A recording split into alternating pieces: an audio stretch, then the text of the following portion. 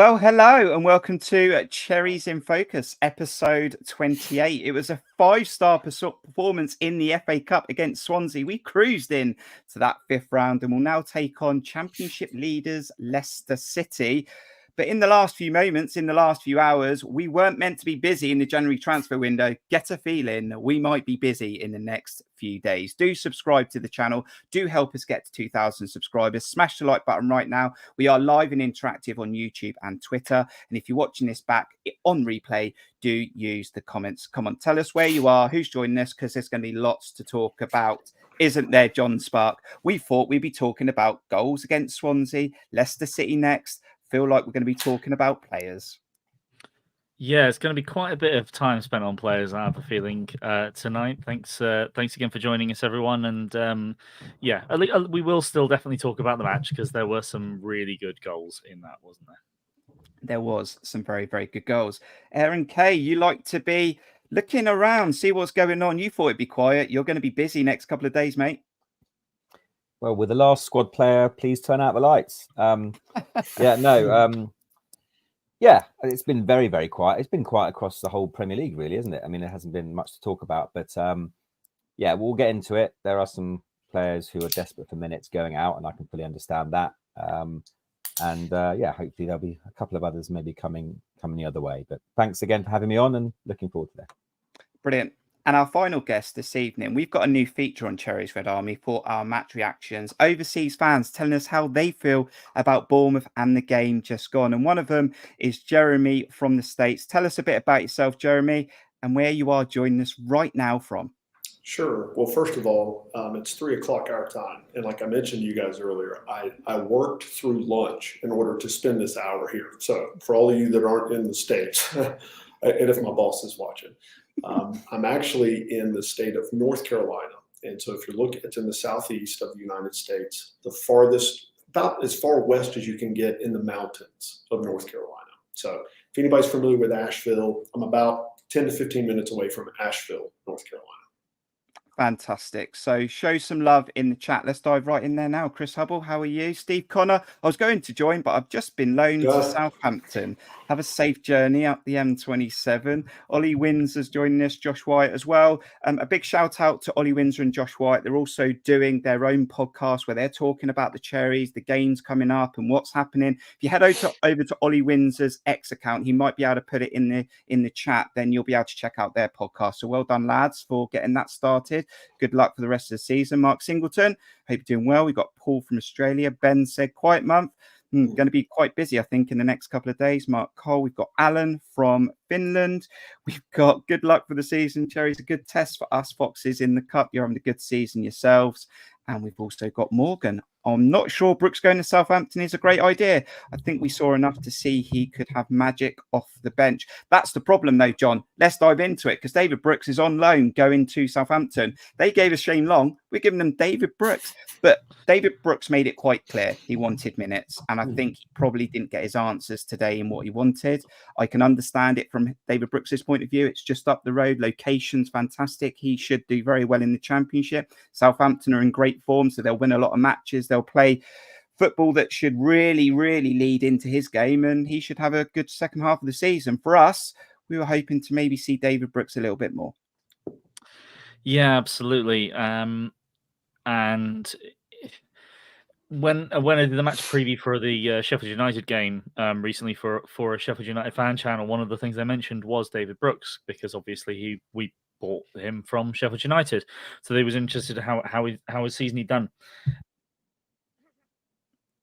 And he was actually one of my picks at the start of the season during preseason because of how well he played. I was thinking he was going to be one of the stars of the season for us, if not for the league, to be honest, because I just thought he's got so much motivation behind him.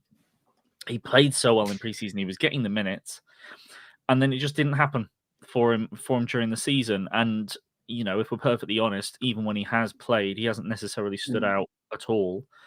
He obviously did against Swansea, but you know it was a very good team performance as well. He just happened to be the one that stood out the most. And as I said to that Sheffield United fan, I just don't think Iraola needs him because when you look at what Iraola wants from his wingers, he very clearly favours Tavernier, Semenyo, Sinistera, even sort of had that period where he really wanted Ouattara in the squad, even when Ouattara couldn't really kick a ball. He still wanted them in there because he wants that real physicality, that ability to run full out for 60 minutes and get taken off and just be very impactful.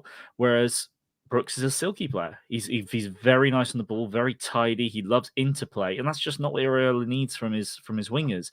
So his only real spot in the squad now is as a number 10. The problem is he's behind Kluivert.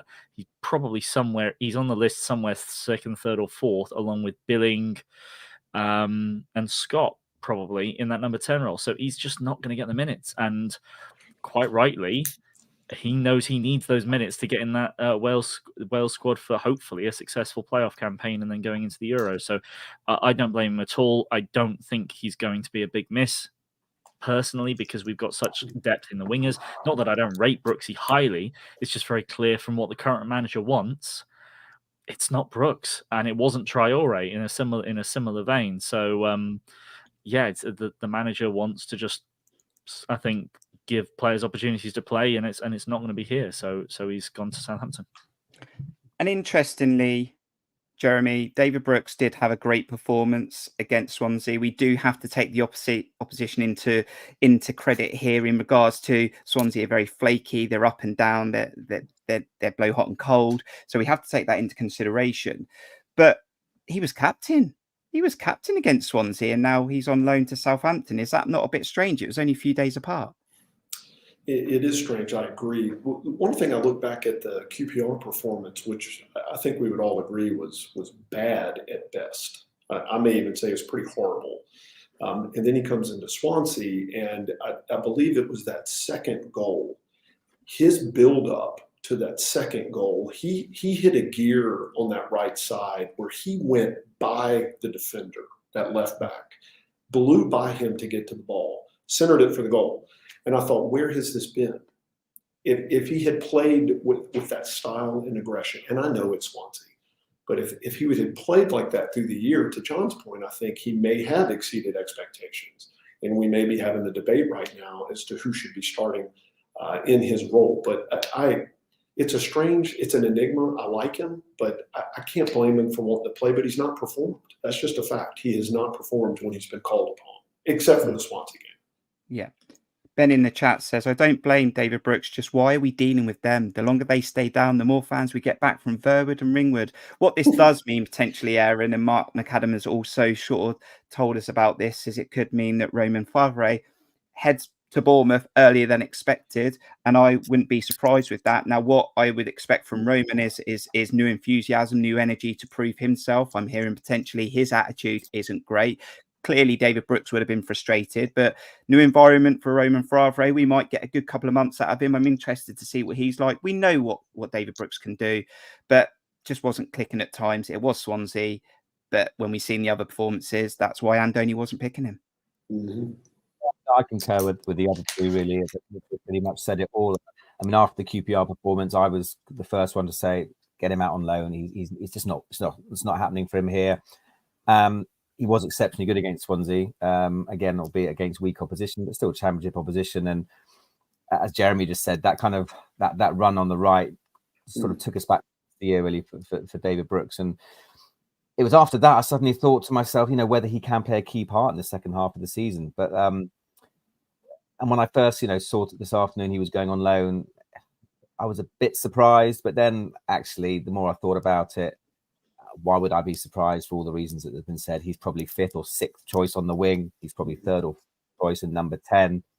So, and as I said in my last show, I think, the guy himself has missed out on so much football, with his glandular fever, with injuries, and obviously more recently with his cancer. And he needs to play, and he wants to play, and he deserves to play. And so it does make sense for all those reasons.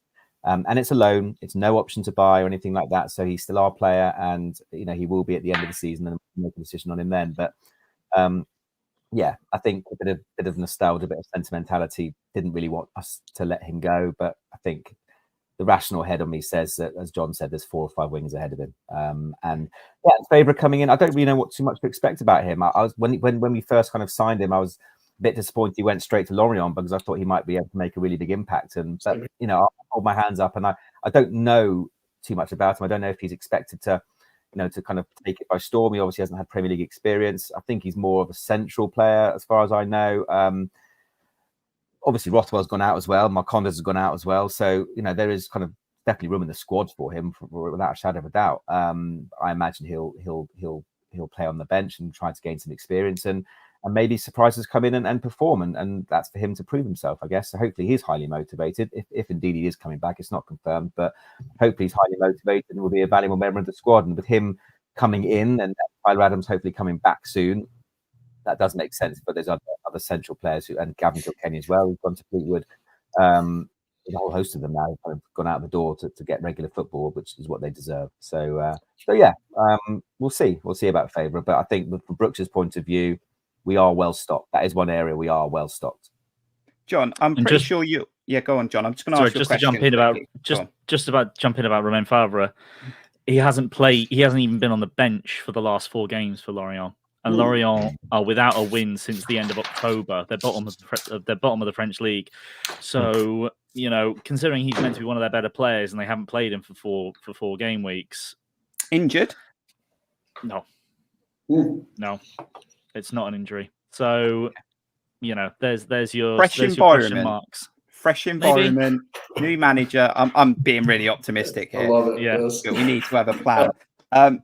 Just as Aaron's touched upon there, so Gavin Kilkenny's on his way on loan again to Fleetwood. We know Marcondes has gone to Hibernian. There's a few more youngsters that are heading out to Hibernian. We know Bill Foley's got an interest in there. Jeremy, we're also hearing that Chris Mepham, there's been 2 bids for Chris Mepham, turned down by Sheffield United and Leeds, going nowhere, we're being told. And I very much think we do need Chris Mepham in this side. Look, it could get chaotic again in the summer. They really could be a changing of the guard potentially, but Chris Mepham will be part of our second half of the season. Absolutely, and I think we have to have him. I don't think we can afford to lose any more defenders. That's just, in my opinion. We need that bench to be deep. Our bench is very deep on the wings, to what Aaron and John were saying earlier. We don't have a problem replacing Brooks. He's not playing.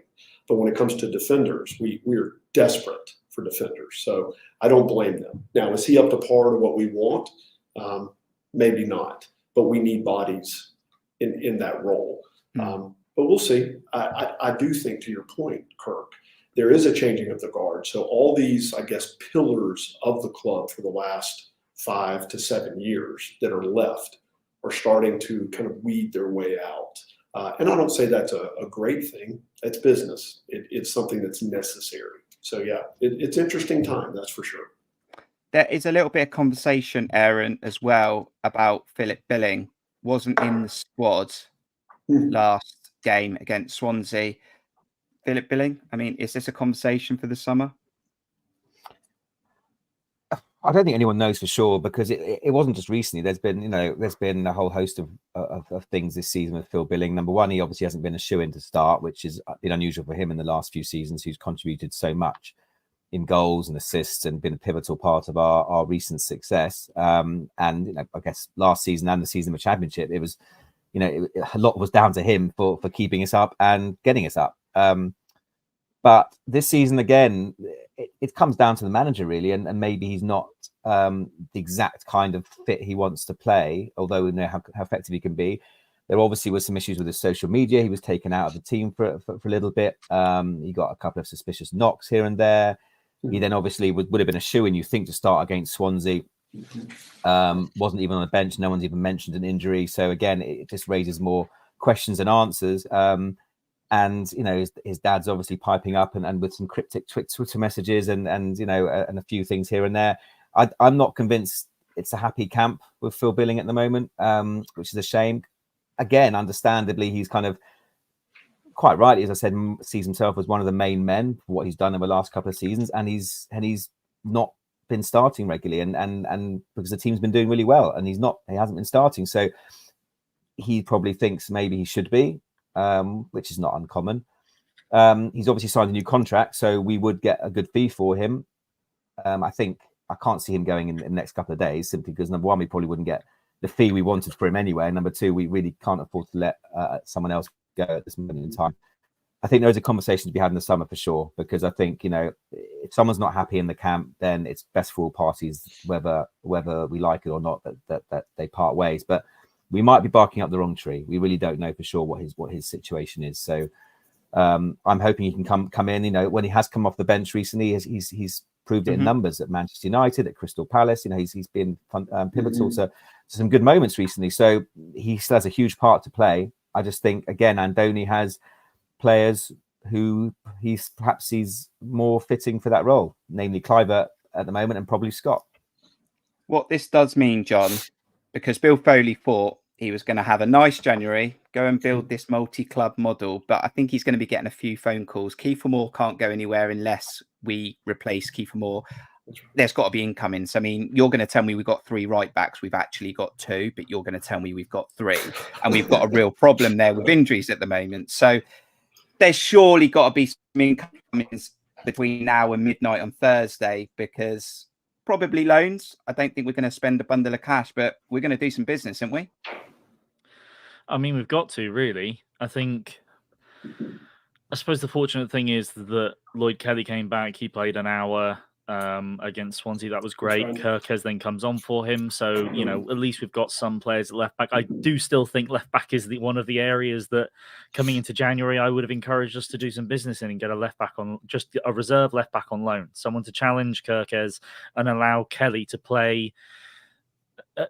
Allowed Kelly to play at left centre back. Admittedly, Senesi has been great. Senesi's still one of my favourite players, but Lloyd Kelly, I think, has shown generally, I think, under Iraola, certainly early on, that he was more consistently able to be stronger defensively, but Senesi has other qualities that Kelly doesn't, which sort of means he's favoured, and I could see Kelly playing quite a lot of left back.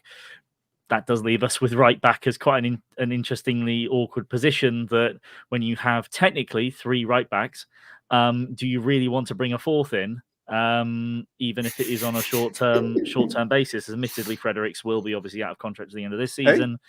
Thankfully. Yeah. Thankfully. Aarons is obviously...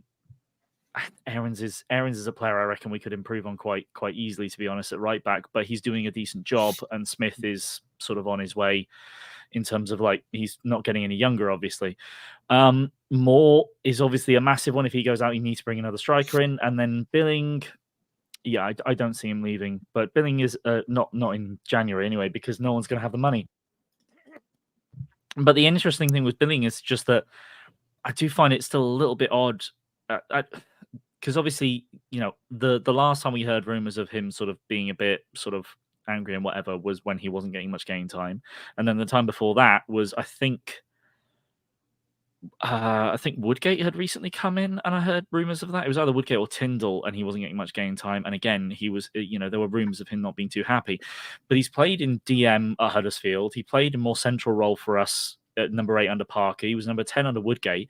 He's clearly versatile and can do plenty of jobs. It just seems to be that Iraola has a very specific idea of what he wants certain positions to do. And if you can't do that, you're not going to play very much. We know that with Traore. We've seen it with Brooks. It's very clearly the case under Billing, because I think he's a better player than Kluivert, but you can really see what Kluivert adds to that number 10 role in the way that he buzzes about and gets himself into all the different pockets of space that he can, that Billing just doesn't. Billing picks a side and stays there for a while and then wanders a bit, and he doesn't get involved at times.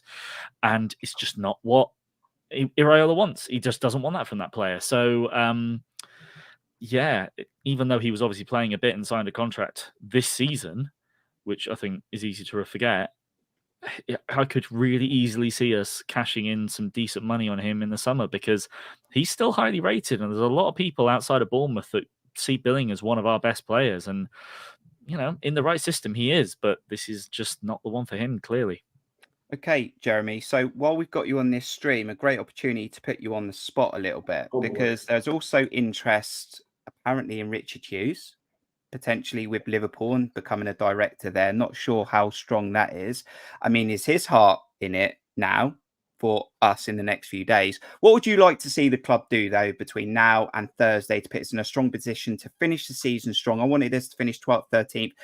Can we kick on and just go under the radar a little bit in this FA Cup run and journey we're on? What would you like to see in the window as it gets closer to closing? Okay, so from a window perspective, real quick on Billing, I view Billing as what I would coin as the 12th man. He's a great 12th man coming off the bench, middle of the game. I think he's performed, and I think that's a good role for him. Obviously, he doesn't feel that way, right? So he's probably desiring to get out. Now, to your question, Kirk, I would like to see us, as Jon said, I think we could use a left back, a right back. We definitely need a striker. And this is, you've kind of teed me up, Kirk.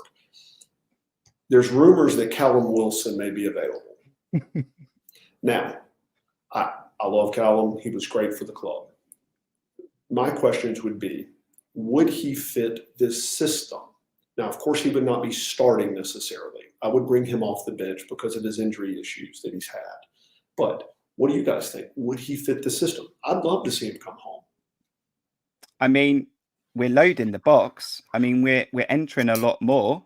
We're getting chances away. Well, we were. If you look at Tottenham, Aaron, does Callum Wilson go from playing second fiddle to Isaac to then playing second fiddle to Dom Solanke? I think Callum Wilson still lives down south.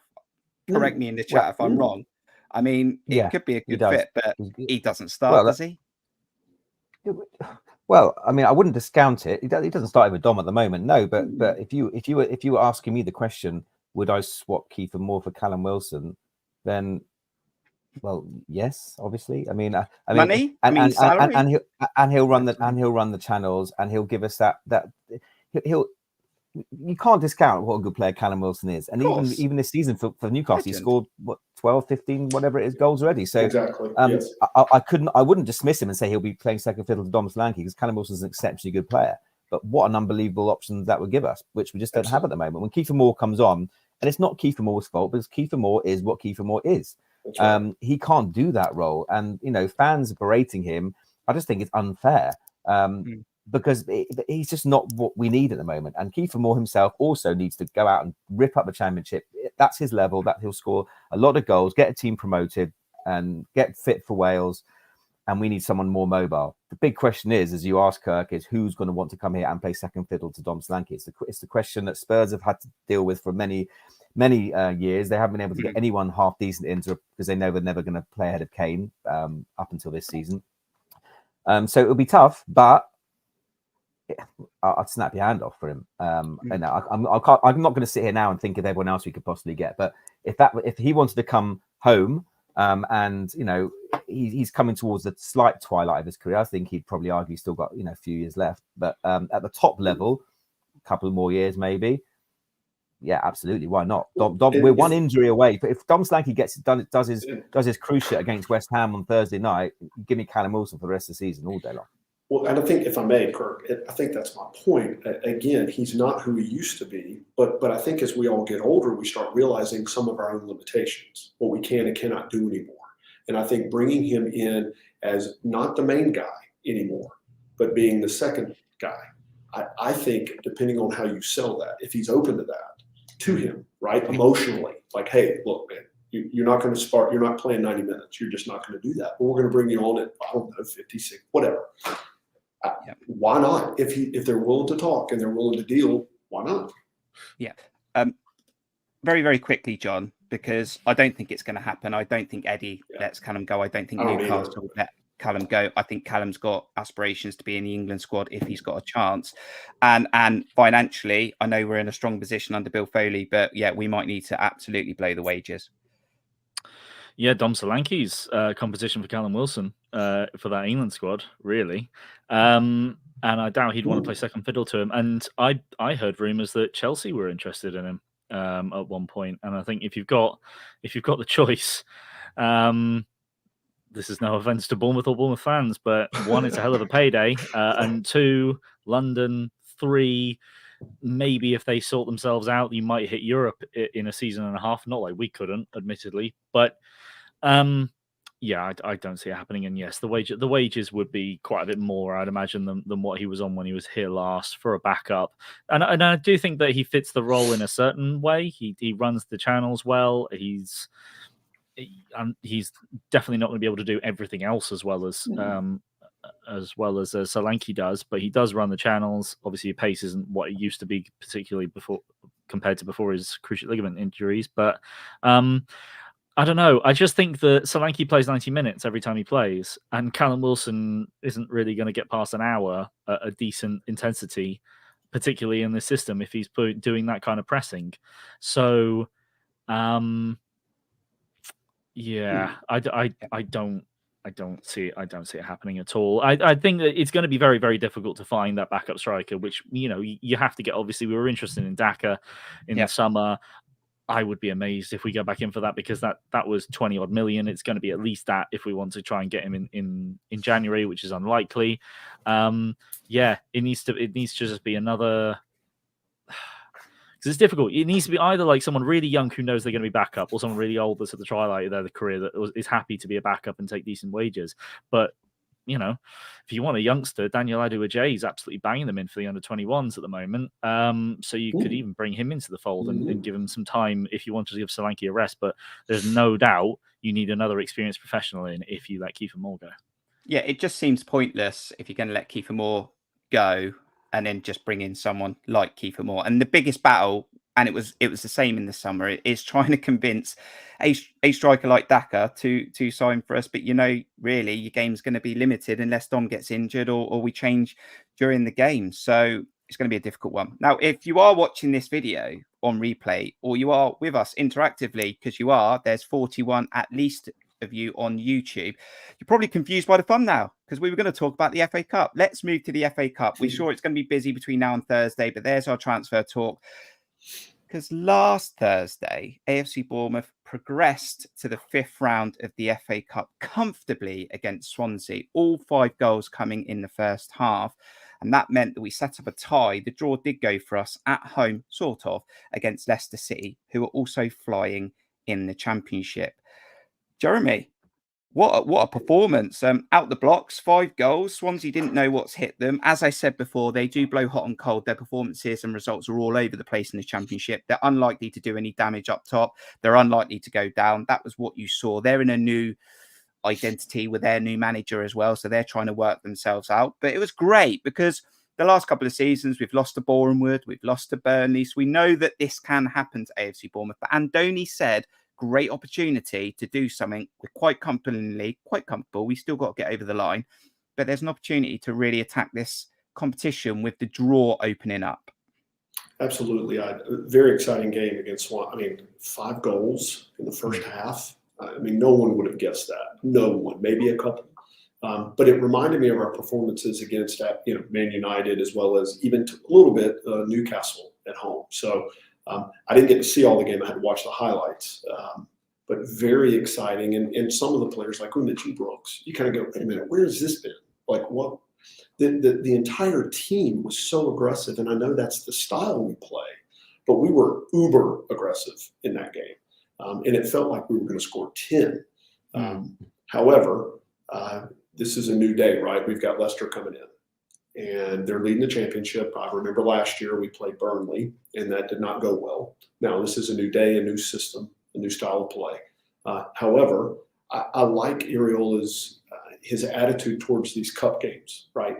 He's putting a strong squad out there. He wants to win it. And, then that begs the question. Sorry, Kirk, I know you're the host and you ask the questions, but do we want a long run in the cup? Do we want a deep run in the cup? Or do we want to really push to try to get into Europe by competing in the Premier League and getting to those spots? Again, I'd snatch your hand off for either one, but I'm curious. What do you guys think? Go on, Aaron. I told you 3 weeks ago, we're going to Wembley this season. We are 100%. I've told you already, and it's happening. I'm not saying we're going to win the FA Cup. We might not even get to the final, but we are going to the semi-final. We are going on a day out to Wembley. See you all there. We will beat Leicester. We'll get Coventry at home in the quarters, and we're going to be there. Now, I think. Look, Swansea was after the QPR game. I was a little bit, let's just make sure we do the job. By half time, the game, 50 minutes, the game was over. The second half was a dull fest, and job done. Most relaxed I've ever been watching a football match, I think, for a long time. The draw is, I honestly think it's as favourable really as we could have got, other than Maidstone at home or maybe Sheffield Wednesday or Coventry in reality, because yes, Leicester are flying at the top of the Championship, but we could have got Man City or Liverpool or Newcastle or Brighton or even Wolves away, you know, Chelsea or Villa, you know, there are so many harder games. So yeah, it's not going to be easy by any stretch, but we have to take that. Leicester at home, given the alternative potentials, we have to take it. Leicester against Birmingham in the last round won, but they changed about 9 players. So I'm not sure what their priority is going to be. Maybe the further they go on, they'll take it more seriously. But even if they do or don't, we should have too much for them if we play like we can. And then we're in the quarterfinals and 1 game from Wembley. But as I said last time, it's purely luck of the balls. It's luck of the draw. We could draw Man City or Liverpool away, and then we'll probably be out. Or we could draw Coventry at home or Blackburn, whoever it is at home, and we might well get through. So first job is to beat Leicester. And in answer to your question, I'd love to get into Europe, but it's not going to happen this year for me. And I'm not sure we're entirely. This argument, we're not ready. I don't know if we'll ever be ready for Europe. But for me, I said, you know, the box we have not ticked as Bournemouth fans, I was going to say it's winning a major cup, getting to a final of a major cup. You know, the likes of Watford and Wigan, they've all done it. Southampton, I think, you know, let's tick that box off. We've had 7 years now of Premier League football. We can't ever take that for granted, but I don't believe we're going to be in any danger this season. And I think Eddie quite rightly maybe prioritised the league in those 5 years. There was maybe one season or 2 seasons we weren't really looking like relegation fodder, but I really, really want to go hook, line and sinker for the FA Cup this year. You know, if it doesn't work out, it doesn't work out, but I want to get to a cup final. And I think that would be something which Bournemouth fans would remember and relish for forever.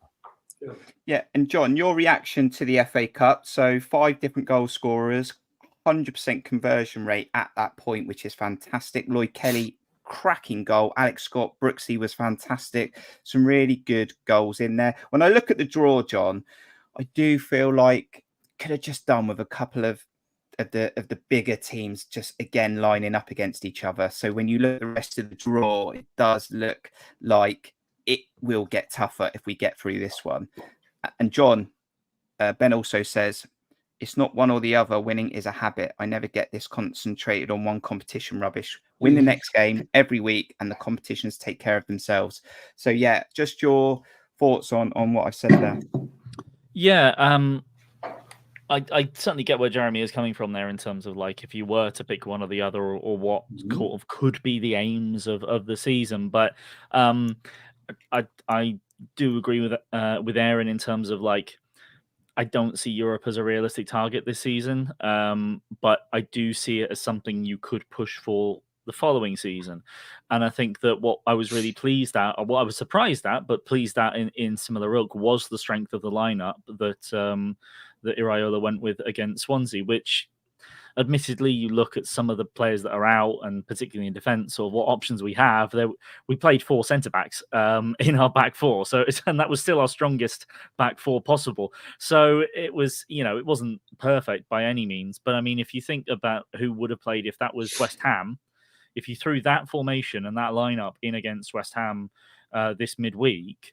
There's only Neto would come in for Travers, but I wouldn't even be disappointed if Travers started, to be honest. We all still like Travers, and we still all think there's a goalkeeper in there, you know. David Brooks has obviously moved on now, but you'd really change David Brooks for, you know, maybe Semenyo, maybe probably Tavernier. But after that was basically the strongest possible 11 we could have put out, really, apart from maybe Clivert in for Scott. But none of us would really care if either way on that one because they're both incredible players. So it was a really strong lineup, and that was pleasant to see. And I think that is what made the difference, to be honest, because how many lower opposition teams we played, and it's like, oh, they've made 6 changes, we've made 10.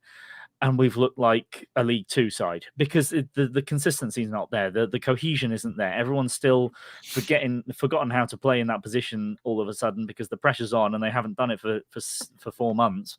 That absolutely helped. And obviously our record against Swansea is brilliant. We haven't lost to them in a decade and a half. So we are well and truly their bogey opponents at this point. So. Yeah, it was all great. And I'm just looking at the table, as you mentioned, in terms of, you know, the big boys going up against each other. And yeah, I mean, there's not too many left. There are, you know, a couple have already gone out, but you're right. Man City against Luton, Man United, against Bristol City or Forest. Liverpool should have an easy time of it. Chelsea or Villa is the only one that they still need to. Actually, who's it? What was that? I've forgotten what the result of that Chelsea one was. Villa's a replay. Chelsea Villa's a replay. So that's the only one that really you can see one of the bigger teams getting knocked out. The rest is sort of like you expect the big ones to get through, which makes it more difficult for us. But to be honest, if we got a home draw against any of those, I'd still be quite pleased, as long as it's not City and probably Liverpool. As long as it was a home, as long as we get through this and get a home draw. I'm sorry? Aaron? Luton could beat Man City at Kenilworth Road. They absolutely could. Yeah, I mean, they held Liverpool to a draw there. They almost got a draw off City there in the league. So, there's still quite a bit that could happen. There were a lot of replays that are still to play as well. So, we just got to focus on trying to get past Leicester. And I do think that, as Jerry mentioned, in terms of playing Burnley last season, which was a horrible fixture, and I remembered seeing Maidstone beat Ipswich. Was it Maidstone? It was. Seeing Maidstone beat Ipswich gave me flashbacks of Boreham Wood. So, for us to be in this position, exactly. So, for us to be in this position, play a strong lineup against a Leicester who were in good form at the top of the table. That'll be a really good game. I'd still fancy us to win that one. So, I'm not disappointed with that draw really at all. No. So, I'm sorry, Kirk. I got one quick question. I saw where someone in the chat said the squad is not equipped for Europe. Let's win the cup. Okay, let's just play a game here. Let's say we did qualify for Europe. Don't we think between now and next year's competitions, the matches, don't we think that Bill Foley would remedy the issue of squad depth and finding more players? Unless I'm ignorant with this, help me out. Well, the only issue is financial fair play. I think every club is watching that like a hawk at the moment. So theoretically, we could bring any player we wanted in. The money's there, but we can't spend all of it. That's the problem. Within the boundaries of what we can do. Yeah, and I do think really sort of any money that we get by doing well in cups and whether it be even making it in Europe or whatever, I think that may well be sort of like ring fence to some extent to help with funding the stadium. Admittedly, apparently the money is there already, but any additional funds that can be brought in through success from the team, I think will be very useful in just making sure that the books are balanced as well as possible. Cool. Thank you. Ben says, I don't want another quarterfinal against Chelsea, mind. I don't want to see Liverpool anymore this season. No. I'm done with seeing Liverpool. So you can have your Chelsea and I'm going to have my Liverpool. And finally, Jeremy, now this I did unintentionally on X, formerly Twitter, was I put a little tweet out and said, what's your gift reaction to the draw? And I put Ryan Christie on there because obviously he scored the winner last season at home in the 2-1. And we've done the double over Leicester. I'm going to show some of the reactions on screen as I share it, Jeremy. I'd upset so many Leicester fans. I mean, they've been putting Vardy gifts in there today and stuff like that. But I mean, there's not really a rivalry here, but we did help relegate them, I suppose. Yeah, frankly, honestly, Kirk, I've not thought much about them. I mean, yes, they're leading the league in the championship, but I know we're certainly not intimidated by them. Do we have a similar style? They seem to play more up tempo, and Vardy has found the fountain of youth somewhere, it seems. He continues to score, although his minutes have been cut pretty drastically. But I'm not at all worried. I think we win that at home. You're not asking for a prediction, but I'm thinking a 3-1, 4-1, something like that. I just think we are on a mission, and like Aaron says, I think we're going full steam ahead trying to get to Wembley. And I think Iraola is very focused on this. He seems to take these competitions very seriously, which I appreciate, which is good because I don't think we can say our previous managers, even Eddie Howe, don't throw anything at me, I don't think he took it very serious either. Mm-hmm. Yeah. I just left that GIF on there, Aaron. I mean, we've rattled them already. I mean, we're already winning the battle, aren't we?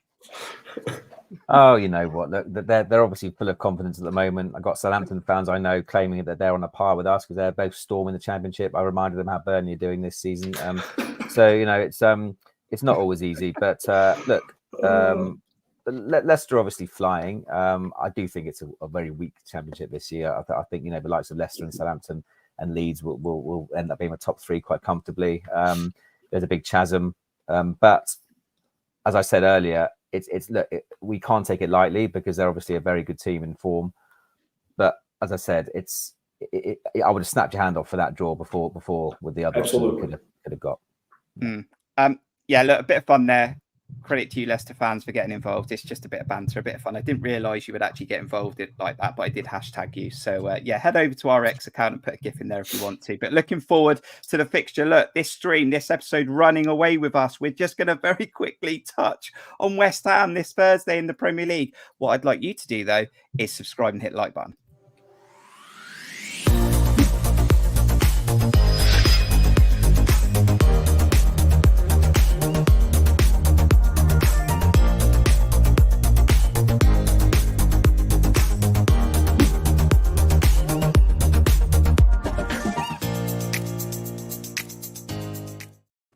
Thank you so much. Do follow us on our Cherries Red Army journey. John, got to squeeze it in somewhere. We got West Ham this Thursday in the Premier League. I think of you actually, because it was a terrible game last season. You were at my place. We did a watch along. It was awful. There was some dodgy VAR decision. I'm hoping this time round, we'll get the score predictions going in the chat in about 10 minutes. I'm hoping this time round we actually threaten the goal a little bit more. West Ham are 6th in the league. They're doing okay. They had a bit of a bumpy start, sort of at the start of the season. After about 4 or 5 games, they had a bit of a bumpy run, but I think they're unbeaten in 5. The fans are for Moyes. Some fans are not for Moyes. They have picked up that European trophy last year. I know that Jason from Beat the Drop will mention that every time he sees you. But yeah, it's going to be a tough game. It will be. Yeah, I mean, they are still 6th, I want to say, in the table. Yeah. Last time I checked. Yeah, yes. I mean, they're 6th. The West Ham are 6th in the table. I don't think Moyes is getting quite as much credit as he deserves for that, to be honest. Agreed. As much as West Ham fans may well bemoan the football and whatever else, it's you can't have every single team playing high-pressing, attacking football. There's got to be one old-fashioned team in there somewhere. And West Ham do what they do quite well. For the most part, and they've got some real quality in there with Paqueta if he's not injured, with James Ward-Prowse, and you know what our record with set pieces is like, which admittedly has been better this season, but historically, Alvarez is a decent DM, and Bowen is a hell of a threat. So they've definitely got the players to hurt us. I remember last year was very disappointing with how ineffective we were at their place, and we weren't much better at ours, considering the score. But at least this season, with a little bit of fortune, we got a 1-1 draw first game of the season at home to them, which turned out to be a pretty good point, I think, in the end, all things considered. And yeah, we may still have sort of taken a bit of a knock in our form in terms of, we're off the back of two losses, but we are still in a very decent position in terms of, what our recent results have been.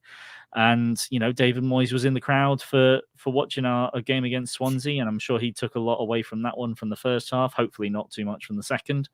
But, yeah, it will be a tough game. I certainly don't have high hopes of picking up anything better than a draw in this game because of, what an interesting clash of styles this is in terms of, as I mentioned on the game that we played against them, first game of the season, we're a high pressing side.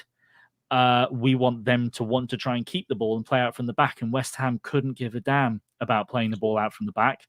So it kind of messes with us a bit and turns it into a lot of pressure on Bournemouth to try and get forward and attack, or at least hypothetically it does.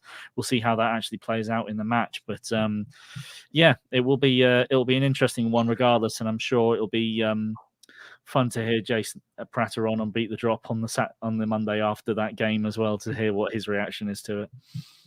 Ollie in the chat, Aaron, says, hopefully we'll see football on Thursday and not volleyball. And I can remember you were highly frustrated from the London Stadium last season, Aaron. But it's absolutely right. I mean, they are 6th. They're doing very, very well. But you're hearing West Ham fans going, oh, it's not great, though. I mean, funny that. I mean, weren't we saying that at times last season? I mean, we got the job done, but it's not really what we wanted to see week in, week out. But they are. I'm not sure if they're split, Aaron. I'm not sure if it's 50-50, but there are frustrated West Ham fans. They're 6th. Well, the last game against Sheffield United, I think he made a substitution, David Moyes, and West Ham fans are saying, you don't know what you're doing. So it's a very weird situation. As you said, they're 6th at the moment, literally behind the 5 clubs you'd probably expect to be there. So yeah, very strange. Yeah, I agree with John. I think it'll be a very, very tough game. I am close to the pitch this time. I was in the upper tier last time, which was horrendous. So I am actually in the lower tier this time. So I actually be able to see the pitch, which would be nice. Be very tough. If you've got your binoculars, of course. Yeah, exactly. I think I said in the last show I was on that much as I'd love to see Semenyo back, I was hoping Garner would progress, so Kudos wouldn't be available, but he is back. But we've got Semenyo back, so that's good for us, I guess. But Kudos is back, which is big. Bowen's recovered from his injury, which is a shame. And they brought Calvin Phillips in, so I'm not sure how he'll hit the ground running, but obviously he's a good player. But they got Paqueta out, which is good. He's injured still. Ben Rama is suspended, and Kufal is suspended. So they got a couple of players out. Paqueta's a massive influence for them. I'm 99% sure he's still injured, so that'll be a big loss for them. Let's see who turns up. I mean, if we turn up like we did at Spurs, I know we lost the game. I was right next to John at that game, but we came away from that game. I was really happy because we actually killed them in periods. So if we can attack them like we did Spurs, then we'll get a good result. I mean, that Liverpool game, Liverpool at the moment, with the Klopp news, they'll probably do the quadruple this season. So I wouldn't read too much at that game. It'll be tough though.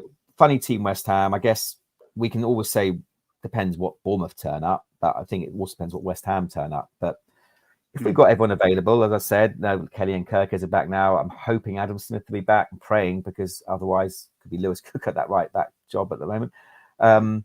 So assuming Adam Smith's back, we know Senesi, Zabani, Kirk, Kelly, they're all back. So defensively we're sound, midfield hopefully fine, and Semenyo's now back, and Tavernier, Kluivert, Sinisterra, exactly. So we might have some rookies on the bench, but as a first choice team, we've certainly got most people available now. So if we play like we can, then I'm optimistic. I do think it'll be tough. As John said, I probably will go for a draw. I am going to sort of go backwards a little bit, Jeremy, to what we started off in the conversation, because it is going to be a bit of a weird night. Andoni's going to attempt to put out a squad that can do a job against West Ham, and hopefully he's got a right back to think of or pick from. And then obviously the club will be trying to potentially do some transfer business behind the scenes. But Thursday night starts a run of 3 games where we've got a massive opportunity to pick up Premier League points and chase down those final 15 points that we definitely need to get to 40. That's your safety net. Probably won't need that much, but we got West Ham, Forest and Fulham. 9 points up for grabs there, and we should fancy ourselves in a lot of them. You say Aaron or Jeremy? I'm sorry. Sorry, Jeremy. Yeah. Yeah, absolutely. Regarding the West Ham game, like most games, especially with the style that Moyes likes to play, we've got to hit them early to draw them out of that shell. Because if they get a 1-goal lead on us, he is going to park the bus the way he does. Not literally, but he's going to slow it down. It's going to be very difficult. But I'm like you guys. I'll take a draw with West Ham. But also something about West Ham. They remind me of Everton and vice versa. It's something about those two clubs, and when we play them, they play a similar style to me. It's a very boring brand of football, and we seem to struggle with them, both sides. So I hope we'll have a day or an afternoon like we did. What was it, a few years ago? I remember we were wearing the white kits with the coral trim, where we hit them like 4-0 or something like that, 3-0. David Brooks had a good game. Callum Wilson had a good game. I'm hoping we do that, but I do turn my attention more towards the Fulhams and the Forest of the world. That's where we've got to get points. We can't drop points there. We have to get something out of it. And I mean 3, not 1 for each of those. It is a mixed bag, John, against West Ham. We've had some cracking games against them. Upton Park, I think, was our first Premier League away win, and we have had some at the London Stadium, but we've also been on the end of some terrible results. So it's a mixed bag. You never know what you're going to get. But Andoni Iraola, completely new manager, going to the stadium, and I'm going to give my score prediction in about 4 minutes, but I'm thinking we get something. Yeah, I mean, I was trying to remember what our last win, to be honest, against West Ham. Just looking up, our last one was a 2-0 win at home in 2019 in January. We actually did the double over them that season with a 2-1 win away from home early on. But yeah, the famous one that I remember, obviously, as most of us probably will do, is the 4-3 against them as our first ever Premier League win. But they are a really tough team to play against. and our recent record is not good. We've got 2 points from the last 5 games we played against them. So history's not really on our side at the moment. And if you look at the position in the table, as I mentioned, they are 6th and they're there for a reason. They can do a number on anyone. So I am very much hoping to get out there with a point. Any positives at all, I'll be happy to take from that game. And their set pieces worry me massively. And it's really gonna be an interesting one to see. Sort of, I think the midfield battle is going to be interesting again, and also which midfield is picked, because now that Alex Scott has played in the number 10 role, you've got Lewis Cook, Ryan Christie, and Alex Scott all vying for those 2 places. With, you'd imagine, Justin Cliver coming back in the number 10. It is an interesting one to see the difference in height and physicality between those 2 midfields when you consider what theirs is and what ours is. So it will be a very challenging game, and hoping for any positives at all, to be honest. Should we do it then? Should we do it at the end of this episode 28? Right. Here's your 60-second warning. Dive into the chat. What do you think the score will be on Thursday in the Premier League between West Ham United and AFC Bournemouth? Go for it.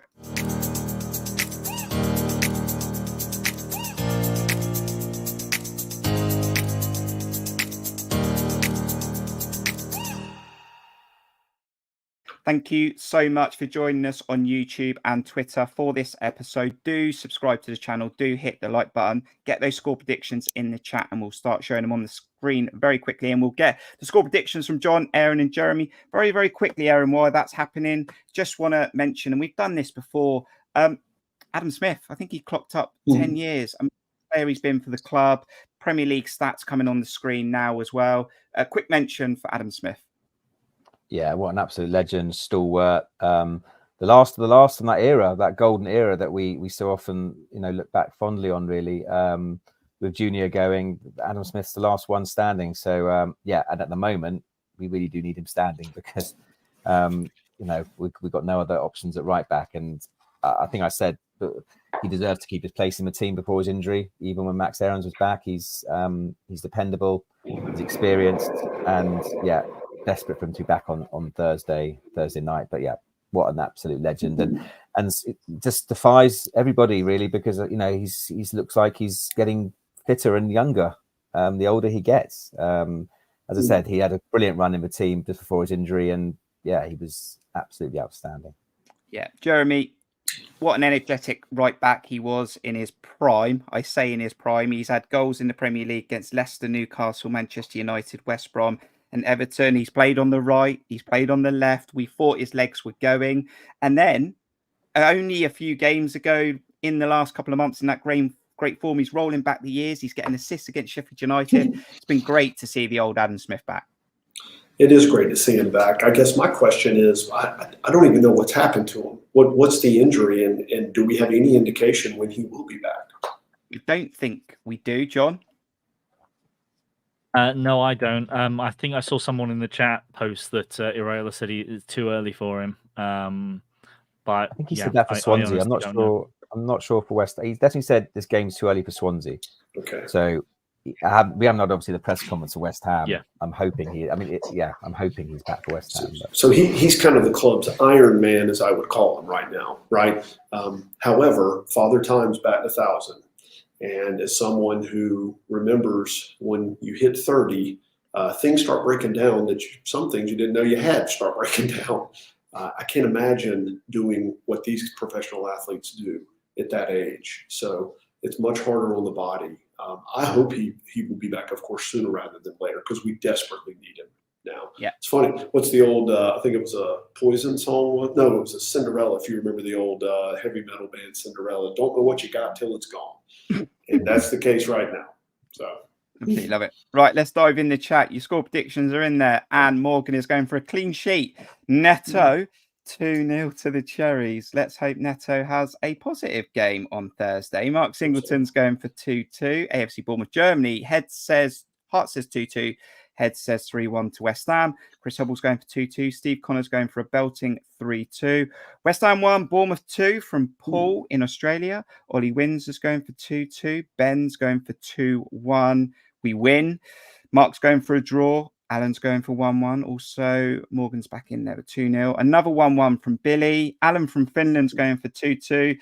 Nick's going for 2-1 to the Cherries. Steve saying, good show, lads. Blackburn 4-1 up in the FA Cup. And I'm also going to start this off, guys, as we go around the room to close out this episode. I'm going for West Ham 2, Bournemouth 2. I think it's going to be a good game. Jeremy, your score prediction. Thank you for coming on this show.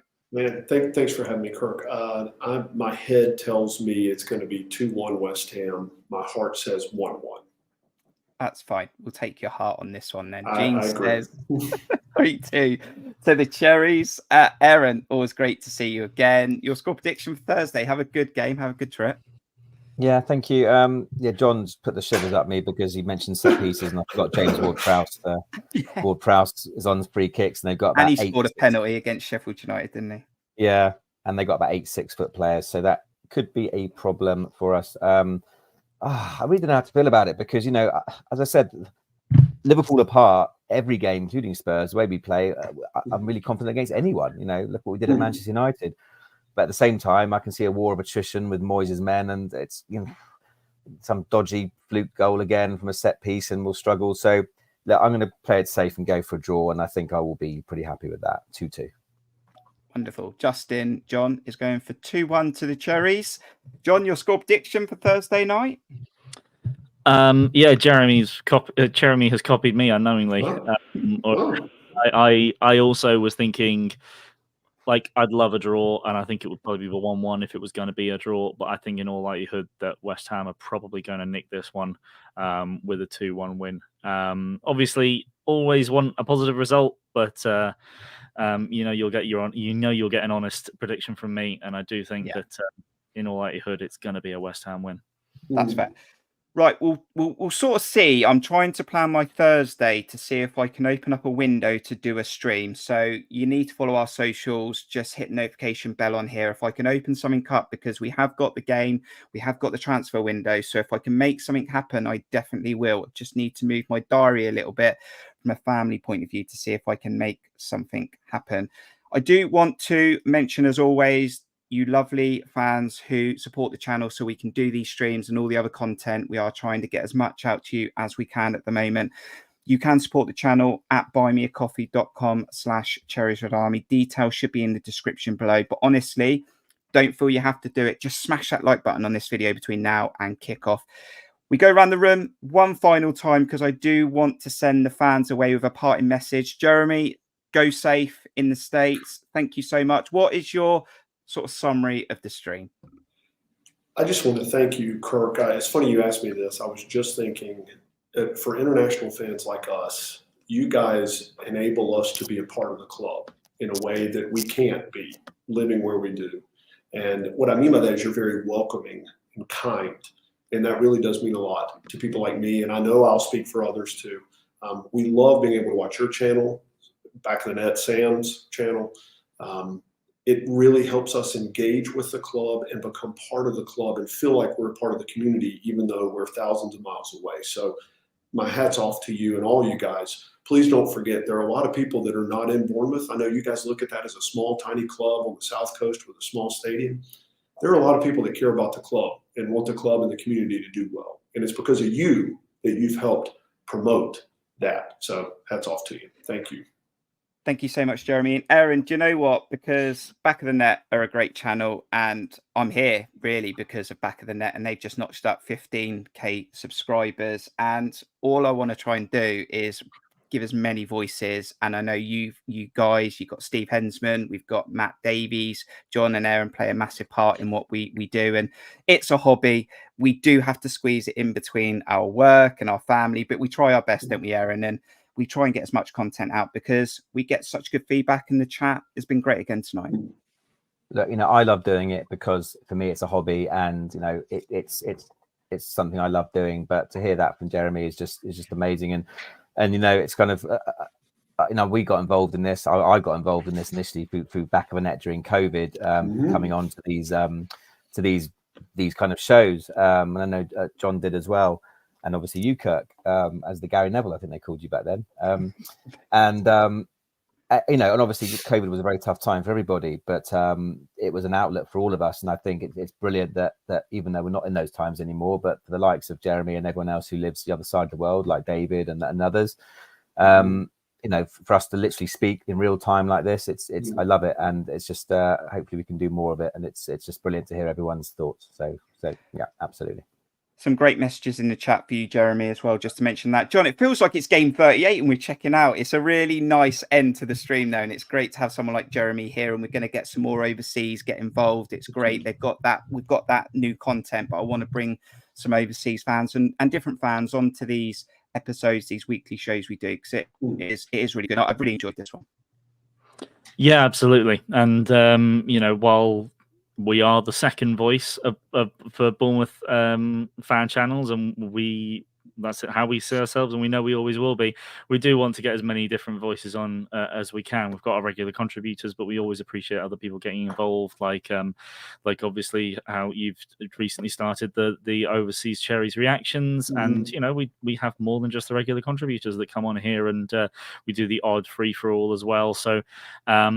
Yeah, it's just a great community here. The club, as has always been, is founded on families. You can see that just as much from the reaction to the sad passing of Jayden Anthony's mother recently, how the club and Solanke celebration, and we all send our best wishes to Jayden and his family at this time.